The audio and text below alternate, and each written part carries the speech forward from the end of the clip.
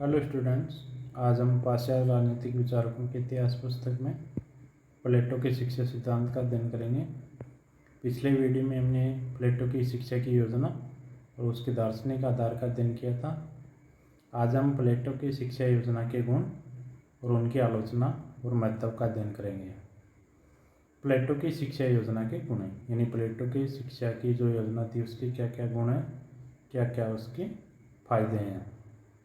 पहला है कि प्लेटो की शिक्षा में सिद्धांत में उचित आयु में उचित शिक्षा की व्यवस्था, अर्थात प्लेटो ने बालक, किशोर और वृद्ध इन सभी के लिए अलग अलग आयु के अनुसार शिक्षा की व्यवस्था की है।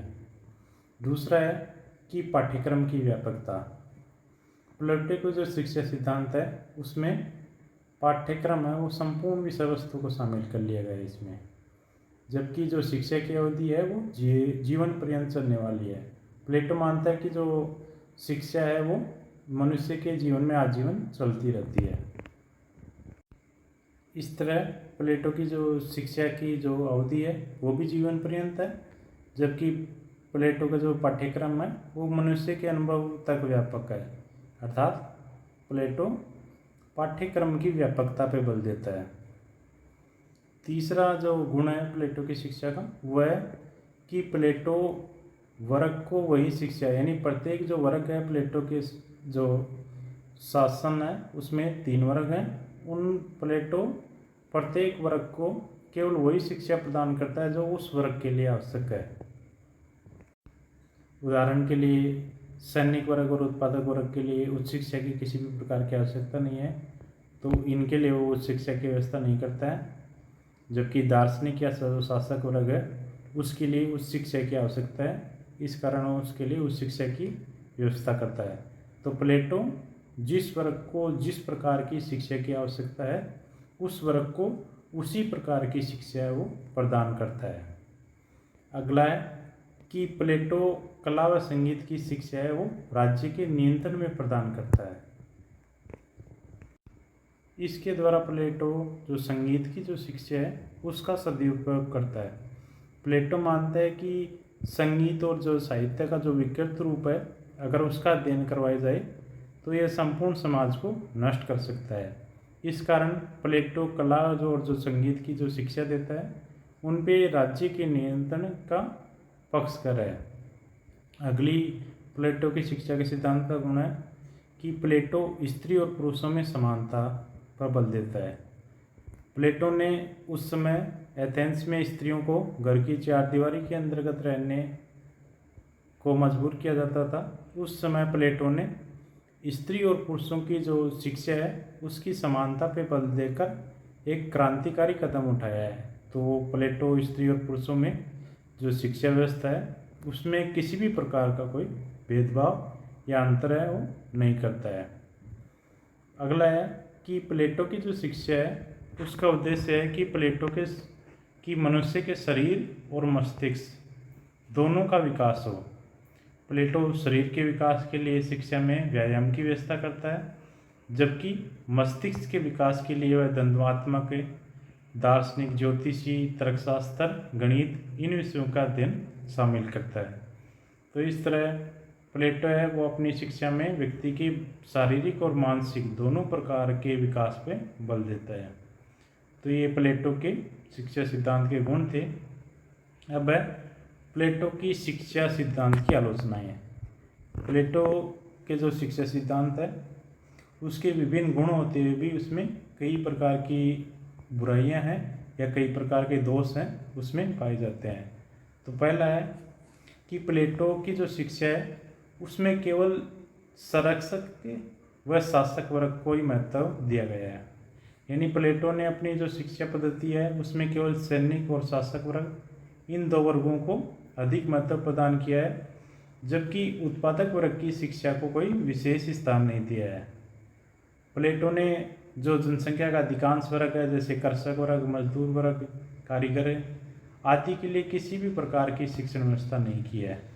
तो प्लेटो की जो ये शिक्षा का सिद्धांत है ये अप्रजातांत्रिक है, क्योंकि प्लेटो उस शिक्षा से अधिकांश वर्ग को वंचित कर देता है।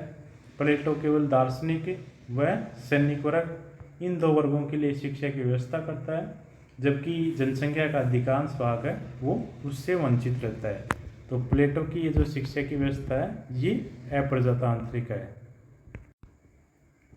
प्लेटो के शिक्षा सिद्धांत की अगली आलोचना है कि प्लेटो की जो शिक्षा है वो राज्य के द्वारा निर्देशित है और नियंत्रित है। प्लेटो अपनी शिक्षा में व्यक्ति के व्यक्तित्व को महत्व न देके राज्य को अधिक महत्व देता है। प्लेटो की जो शिक्षा है वो व्यक्ति के लिए न होकर राज्य के विकास के लिए है। इस तरह प्लेटो जो शिक्षा है उसमें राज्य को अधिक महत्व देता है।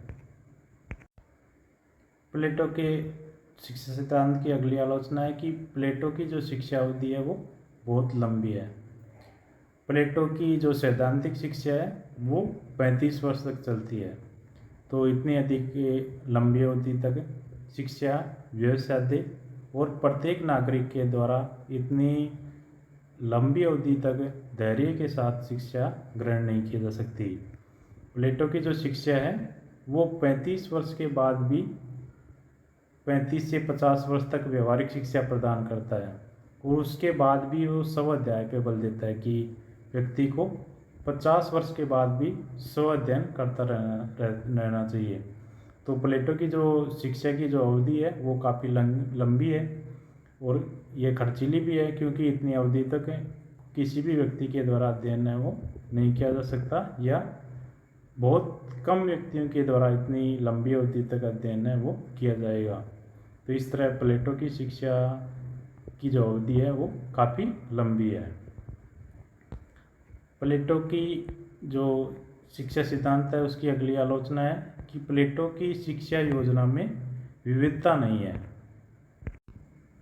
मानव की जो रुचि रहती है वो विविधतापूर्ण रहती है, उसमें कला साहित्य के साथ साथ विज्ञान और दर्शन की भी शिक्षा ग्रहण करने की रुचि रहती है।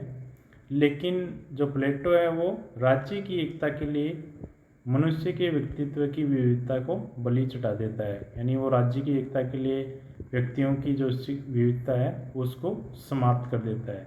तो प्लेटो की शिक्षा योजना में विविधता नहीं है। अगला है कि प्लेटो जो अपनी शिक्षा व्यवस्था है उसमें गणित पर अधिक बल देता है। गणित पे वह साहित्य की तुलना में अधिक बल देता है, जबकि वर्तमान समय में साहित्य के अध्ययन पे काफ़ी बल दिया जाता है। प्लेटो ने साहित्य की उपेक्षा की बजाय उन्होंने गणित पे अधिक बल दिया।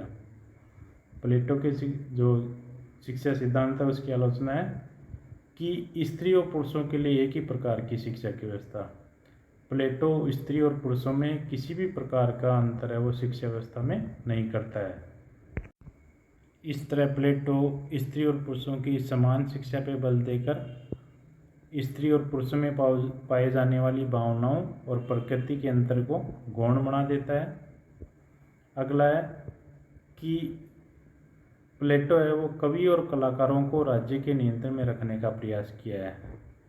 प्लेटो कहता है कि साहित्य पे और कला पे राज्य का नियंत्रण होना चाहिए। इस तरह प्लेटो जो कवि और वो जो कलाकार हैं उनको राज्य के नियंत्रण में रखने का प्रयास करता है,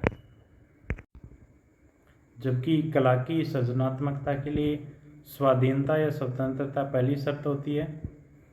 प्लेटो कहता है कि जो साहित्य और संगीत के जो आपत्तिजनक अंश हैं उस पर राज्य के द्वारा नियंत्रित होना चाहिए।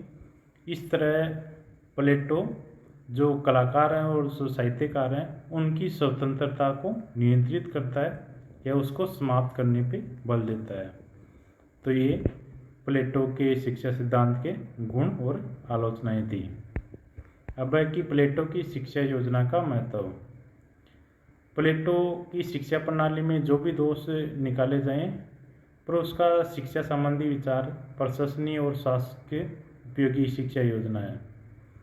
प्लेटो शिक्षा का जो व्यापक महत्व बताया है वो वर्तमान समय में भी उपयोगी है। प्लेटो ने जो अपनी शिक्षा में व्यक्ति के शारीरिक और मानसिक दोनों विकास पे जो बल दिया है, वर्तमान शिक्षा प्रणाली में भी व्यक्ति के शारीरिक और मानसिक दोनों प्रकार के विकास पे शिक्षा में बल दिया जाता है। प्लेटो ने जो बताया कि दार्शनिक या शासक वर्ग के द्वारा ही शासन का कार्य किया जाना चाहिए। वर्तमान में भी यही है कि जो शासक वर्ग है या जो शासन का कार्य करता है उसको उचित शिक्षा या प्रशिक्षण है वो दिया जाना चाहिए। तो इस तरह प्लेटो की शिक्षा की योजना का अपना महत्व है। धन्यवाद।